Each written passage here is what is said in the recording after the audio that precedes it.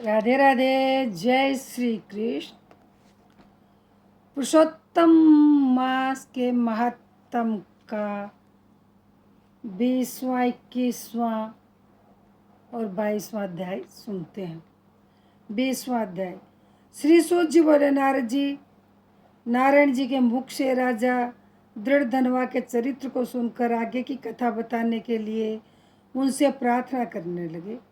नारद जी बोले, हे भगवान, राजा दृढ़धनवा ने वाल्मीकि ऋषि से कौन सा प्रश्न किया? कृपया मुझे विस्तार पूर्वक बतलाइए। भगवान श्री नारायण ने कहा कि राजा दृढ़धनवा ने महर्षि वाल्मीकि से कहा कि हे महर्षि, सबसे पहले इस मोक्ष प्रदायन पुरुषोत्तम मास का व्रत, स्नान और साधना किसने किया था? इस मास की सेवा मोक्ष पाने के लिए कैसे की जाती है तथा दान और विधि क्या है? पूर्व जन्म में सुदेश ब्राह्मण के रूप में मैंने इसकी विधि पूर्वक सेवा की थी, जिससे मेरा मरा हुआ पुत्र मुझे जीवित हुआ था। हे तपोधन, इस जन्म में उसके नियम को मैं भूल गया हूँ। अब इसकी विधि विस्तार से सुनाइए। वाल्मीकि बोले, हे, इस मास के प्रथम दिन से ही प्रातःकाल उठकर ब्रह्म को स्मरण करते हुए एक बड़ा सा जलपात्र लेकर नेत्र दिशा की ओर जावें। इस मास में व्रती घर के बाहर इसी भांति जाकर जनेऊ को दाहिने कान पर चढ़ाकर प्रातः सायंकाल उत्तर की ओर मुँह करके पृथ्वी पर घास बिछाकर सिर ढककर मुख को बंद कर बैठे, न तो थूके न बोले। यदि रात्रि हो तो दक्षिण मुख होकर सोच करे। तदनुसार शुद्ध मिट्टी से 1 बार लिंग, 5 बार गुदा धोवे तथा 3 बार बायां हाथ व 10 बार दोनों हाथ मिलाकर मिट्टी से शुद्ध करें। 14 बार पैरों में मिट्टी मलकर शुद्ध करें। यह शुद्धि तीर्थ जल से न करें, साथ में लाए जल से करें। तीर्थ में जल से दूर बैठकर यह शुद्धि करनी चाहिए। इस शुद्धि के करने के बाद तीर्थ में शुद्धि करें, अन्यथा यह शुद्ध रहता है। यह व्रति की शुद्धि है। गृहस्थ जीवों को चाहिए कि वे शौच अर्थात मल त्याग के पश्चात उपरोक्त विधि से शुद्ध होकर 16 अथवा 12 बार कुल्ला करें। लघु शंका के बाद 8 या 4 बार कुल्ला करें। हस्त शुद्धि के बाद नेत्रों से जल लगाकर दातुन लेकर यह कहे कि हे वनस्पति, तुम्हारे से मैं बल, आयु, यश, तेज, पशु संतान, धन, ब्रह्मत्व, मेधा शक्ति एवं बुद्धि मिले। दातुन में गांठ, छेद अथवा कीड़े आदि का निशान न हो। यह छोटी अंगुली के समान मोटी एवं 12 अंगुल लंबी होनी चाहिए। दातुन को दांतों से चबाकर कुंची बना ले और फिर उससे दांत एवं मुख साफ करें। दातुन के बाद 12 बार कुल्ला करके मुख शुद्धि करें। रविवार को नीम के दातुन करें। इसके बाद स्नान करें। समुद्र में मिलने वाली नदियों का स्नान उत्तम तथा तालाब, कुआं, बावड़ी का मध्यम कहा गया। स्नान के बाद तीर्थ देवताओं को तर्पण करें। घर में स्नान करना गृहस्थों को साधारण कहा गया है। स्नान के बाद शुद्धि पवित्र वस्त्र पहनकर कंधे पर अंगोछा धारण करें। पवित्र स्थान पर आसन बिछाकर पूर्व या उत्तर मुख हो शिखा में गांठ लगाकर बैठकर दोनों घुटनों के बीच में हाथ रखकर पवित्र अंगुली पहनकर 3 बार आचमन करें।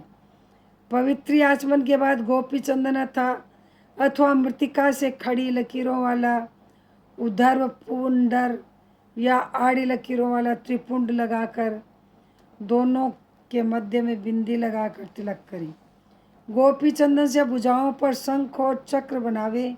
यह सब पापों का नाशक है। जिसके शरीर में शंख चक्र आदि दिखते हैं वह मनुष्य केवल मरण धर्मा ही नहीं भगवान का शरीर होता है। उस मनुष्य के पाप भी चक्रादि धारण से पुण्य बन जाते हैं। इसके बाद प्राणायाम और संध्या वंदन करें। प्रातःकालीन संध्या तारों के रहते करनी चाहिए। उसके बाद गायत्री मंत्र का जप करना चाहिए। सूर्य के उदय होने पर हाथ जोड़कर दर्शन करें। अर्घ्य सायंकाल अपने पांव तथा पृथ्वी को नमस्कार करें। दिन भर की कमी के लिए यस्य स्मृतित्य मंत्र बोलकर क्षमा मांगे। दिन के पहले भाग में अपने नित्य कर्म को करके पुनः श्री पुरुषोत्तम भगवान की आराधना करें। पुरुषोत्तम मास में भगवान की पूजा की विधि बतलाते हुए महर्षि वाल्मीकि ने आगे कहा हे राजन, लिपि पुती शुद्धि भूमि में मन और वाणी को वश में करके एक चौकोर या गोल मंडप बनाएं। चौकी पर चावलों से अष्टदल कमल बनाकर उस पर सोने चांदी तांबे अथवा मिट्टी का कलश सुतीर्थ से जल भरकर रखें। कलश की स्थापना के बाद उसमें तीर्थों का हवन कर तदंतर गंध पुष्प धूप दीप से मंत्र बोलता हुआ पूजन करें। उसके ऊपर वस्त्र से ढका तांबे का पात्र रखें, जिस पर श्री राधा कृष्ण की सुवर्ण प्रतिमाएं स्थापित करें, उनका पूजन करें। पुरुषोत्तम मास के देवता पुरुषोत्तम भगवान श्री कृष्ण स्वयं है। इस मास में पुरुषोत्तम भगवान का पूजन परम कर्तव्य है। मनुष्य को बार बार ग्राम धन पुत्र घर आदि को प्राप्त हो जाते हैं, किंतु यह देह फिर नहीं मिलती, इसलिए इसकी धर्म के लिए रक्षा करें। माता स्त्री पुत्र पिता आदि कोई भी सहायता नहीं करते, केवल धर्म ही सहायता करता है। हे राजन, बुढ़ापा सिंगनी के समान मनुष्य को डराता है। रोग और व्याधि आदि पूर्व शत्रु हैं। आयु फूटे बर्तन के पानी के सदृश प्रतिदिन स्नेह स्नेह कम होती रहती है। यह लक्ष्मी लहर के समान चंचल है। यौवन फूल सदृश मुरझाने वाला है। सांसारिक सुख स्वप्न सदृश निरर्थक है। इस प्रकार धन ऐश्वर्य मान तथा सांसारिक सुख सब चलायमान है। अतः इनसे वैराग्य प्राप्त करके धर्म करने में लग जावे। जिस समय धन मन तथा दान देने वाला योग्य पात्र मिल जावे, तब मनुष्य को दान देने में देर नहीं करनी चाहिए। इसी में बुद्धिमानी है। बहुत से धन से तो धोने वाले अनेकों धर्म है, किंतु पुरुषोत्तम मास में किया थोड़ा धर्म भी महान हो जाता है। स्नान दान और भगवत कथा में बैठकर भगवान का मनन करते रहना चाहिए। केवल इतना किया धर्म भी बड़े भारी दुख से मनुष्य को बचा लेता है। जिस प्रकार हाथी के पांव के निशान में सभी जीवों के पैर समा जाते हैं, उसी प्रकार सब धर्म भी पुरुषोत्तम मास के धर्म में समा जाते हैं। श्री गंगा जी की समानता कोई भी नदी, कल्प वृक्ष की समानता अन्य वृक्ष और वेदों की समानता सभी शास्त्र भी मिलकर जिस प्रकार नहीं कर सकते, उसी प्रकार अन्य महीनों पुरुषोत्तम मास की समानता नहीं कर सकता। पुरुषोत्तम मास के देवता स्वयं भगवान पुरुषोत्तम है, इसलिए श्रद्धा भक्ति से इसका पालन अवश्य करना चाहिए। इति श्री पुरुषोत्तम मास महात्म्ये दृढ़ धन्वोपाख्याने आनि कथनम नामे 20तमो अध्याय समाप्त। 21वां अध्याय। श्री वाल्मीकि जी बोले, प्रतिमा अग्नि में तपाई गई है, अतः उन मूर्तियों में प्रथम प्राण प्रतिष्ठा करें, अन्यथा धातु निर्मित यह प्रतिमा केवल धातु है। बिना प्राण प्रतिष्ठा करे सोना जैसे पहले था वैसा ही मूर्ति होने पर भी रहता है। वेदों के मंत्रों को जानने वाला ब्राह्मण निरंतर हृदय पर अंगूठा रखकर वेद मंत्रों से प्रतिमा में प्राण प्रतिष्ठा करें।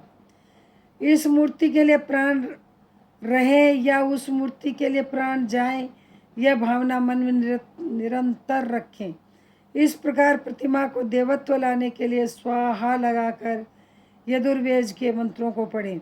इस प्रकार प्रतिमा में प्राण प्रतिष्ठा करने के पश्चात श्री पुरुषोत्तम भगवान का ध्यान करें और इस प्रकार कहें कि देव देवे से पुरुषोत्तम, मैं यह आसन श्री राधा कृष्ण के अर्पण करता हूँ। गंगादि सब तीर्थों से प्रार्थना करके मेरे द्वारा लाया हुआ यह जल सूक्ष्म स्पर्श करने योग्य है। भगवान आप इसे पद्य के लिए ग्रहण करें।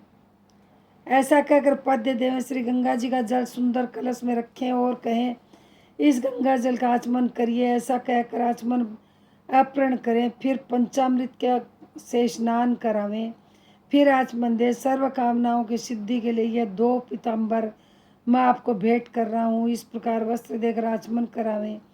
हे प्रभु, इस संसार सागर से आप मेरी रक्षा करें। आप अंगोच्छे सहित यह यज्ञोपवीत ग्रहण कीजिए। ऐसा कहकर यज्ञोपवीत अर्पण करें। हे श्रेष्ठ, सुगंधि युक्त चंदन अक्षत धूप दीप पुष्प पुष्पमाला, नैवेद्य, ऋतु फल और दक्षिणा आदि सभी 16 वस्तुएं एक एक करके अर्पण करते हुए 16 उपचारों द्वारा श्री पुरुषोत्तम का पूजन करें। अलग अलग मंत्र बोलकर आह्वान आदि करें। इस तरह पुरुषोत्तम मास आने पर इस मनुष्य देह से जो राधा के साथ नवीन मेघ समान श्याम श्री कृष्ण भगवान का भक्ति पूर्वक नित्य प्रति पूजन करता हुआ भक्त इस लोक में अखंड सुख भोग कर अंत में मोक्ष को प्राप्त होता है। इति श्री पुरुषोत्तम मास महात्म्य दृढ़ धन्वोपाख्याने पुरुषोत्तम मास पूजने 21वां अध्याय समाप्त है। 22वां अध्याय पुरुषोत्तम मास महात्म्य एवं पूजा विधान का इतना वर्णन सुनने के पश्चात महाराज दृढ़ धनवा ने महर्षि वाल्मीकि से कहा, हे मुनि श्रेष्ठ, अब आप कृपया मुझे पुरुषोत्तम मास के व्रतों के नियम और विधि विधान के बारे में बतलाइए, जिससे मैं यह व्रत कर सकूं। महर्षि वाल्मीकि जी ने कहा कि हे राजन, इस पुरुषोत्तम मास में खीर अथवा गेहूँ, चावल, मूंग, जौ, तिल, मटर, समा, निवार, अदरक, ककोल, कंद मूल, ककड़ी, केला, समुद्री नमक, दही, मक्खन, पनीर, आम, अरड़, पीपल, जीरा, सौंठ, इमली, सुपारी, आंवला, गुड़, खंड नहीं खाने चाहिए। हविष्य अन्न अर्थात जैसा भोजन जो तेल में न पकाया गया व्रती को खाना चाहिए। सब प्रकार के आमिष पदार्थ, उड़द, मधु, बेर, राई, मादक वस्तु, मांस, दाल, तिल का तेल, कीड़ों का खाया हुआ, लोहा का लगा, भावना से दूषित बनाने में अन्न अथवा दूसरे का हिस्सा न खावे। दूसरों से शत्रुता, स्त्री गमन न करें। पुरुषोत्तम मास में विवाह उत्सवों का निषेध तो है ही, परदेश भी केवल तीर्थ के सिवा न जावे। देवता, वेद, ब्राह्मण, गुरु, गो, व्रती, स्त्री, राजा तथा बड़ों की पुरुषोत्तम मास में बुराई न करें। प्राणायांग में चूर्ण, फलों में जम्भीरी, धान्य में मसूर तथा बासियान आमिष है। बकरी, गौ, भैंस को छोड़कर अन्य दूध, ब्राह्मण द्वारा बेचे तेल, घी आदि रस पदार्थ, मिट्टी से पैदा हुआ नमक, तांबे के बर्तन में रखा दूध, दही, घी, चमड़े के पात्र का जल, अपने लिए बनाया अन्न को पंडित लोग आमिष कहते हैं। ऐसे भोजन भी नहीं करना चाहिए। पुरुषोत्तम व्रती ब्रह्मचर्य पालन कर धरती पर सोवे और पत्तल में भोजन करे। सायंकाल केवल एक बार भोजन करे। रजस्वला स्त्री, मल्लेच्छ, पतित और संस्कारहीन व्यक्तियों से वार्तालाप न करें तथा इन लोगों और सूतकियों का अन्न एवं दोबारा गर्म किया हुआ जला अन्न न खावे। प्याज, लहसुन, मुश्ता, छत्र, गाजर, मूली, बथुआ को व्रती न खावे। इस व्रत तथा अन्य व्रतों में भी इन वस्तुओं को त्याग दें। कृच्छ आदि व्रत अपनी शक्ति के अनुसार विष्णु भगवान की प्रसन्नता के लिए करें।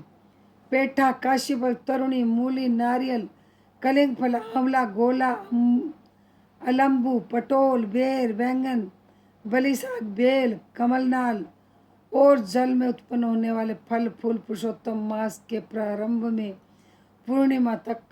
प्रारंभ से पूर्णिमा तक न खावें। गृहस्थ हमेशा रविवार को आंवला न खावे। पुरुषोत्तम मास में तो वस्तु त्याग करें। वह पुरुषोत्तम भगवान की प्रसन्नता के लिए ब्राह्मण को दान करके खाना प्रारंभ करें। ये राजन, नियम के बिना कोई फल नहीं होता। पुरुषोत्तम मास का व्रत शक्ति हो तो उपवास रहकर अथवा घी या दूध पी कर रहें। व्रती पुरुष फलाहार करके रहें। जैसे भी व्रत भंग न हो उसी प्रकार व्रत करें। प्रातःकाल उठकर नित्य क्रम करें।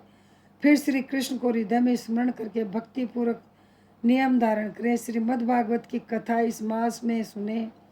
इसके पुण्य को ब्रह्मा भी नहीं कह सकते। श्री पुरुषोत्तम मास में लाख दल तुलसी से श्री शालिग्राम जी भगवान का पूजन करने से अनंत पुण्य और मोक्ष प्राप्त होता है। पुरुषोत्तम मास में स्नान नियमानुसार व्रत और भगवान का पूजन करने वाले पुरुष को देखकर यमदूत उसी प्रकार भागते हैं जिस प्रकार सिंह को देखकर हाथी भागते हैं। इस मास का व्रत सैकड़ों यज्ञों से भी श्रेष्ठ है। पृथ्वी में जितने तीर्थ हैं ये देवताओं सहित व्रती मनुष्य के शरीर में निवास करते हैं। खोटे स्वप्न, दरिद्रता, काया, मन और वाणी के खोटे कर्म पुरुषोत्तम व्रती के नष्ट हो जाते हैं। पुरुषोत्तम व्रती जहाँ भी रहते हैं वहाँ भूत प्रेत पिशाच उनके सामने नहीं ठहरते। हरि भक्त जब निश्चल होकर पुरुषोत्तम की सेवा में होते हैं तब इंद्रादि देवता पुरुषोत्तम की प्रसन्नता के लिए उनकी रक्षा करते हैं और मात्र एक मास के व्रत और पूजन से व्यक्ति मुक्ति का सहज अधिकारी बन जाता है। इति श्री पुरुषोत्तम मास महात्म्य दृढ़ धनुपाख्याने पुरुषोत्तम व्रत नियम कथन नाम मध्वाविंशतितमो